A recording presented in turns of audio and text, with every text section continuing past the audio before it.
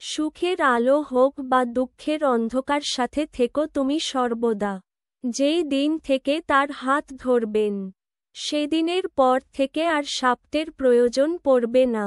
ভক্তির বন্ধন দৃশ্যমান নয়, কিন্তু তা এতই শক্তিশালী যে ঈশ্বর কেউ বাঁধতে পারে। আমরা যখন ঈশ্বর প্রথম স্থান দিই, তখন অন্য সব কিছু স্বয়ংক্রিয়ভাবে তার সঠিক জায়গায় পৌঁছে যায়। মানুষ তার গুণে বড় হয়। সিংহাসনে বসে নয়, প্রাসাদের চূড়ায় বসলেই কাক কখন গরুর হয়ে যায় না।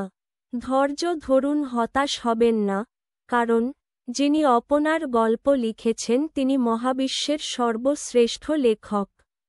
সময় কিভাবেই বা খারাপ বলা যায়?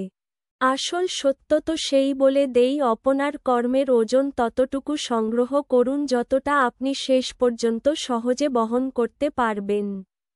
প্রতি মুহূর্তে সুখ দেন মা, নিজের জীবন দিয়ে অপর একটি জীবন দেন মা।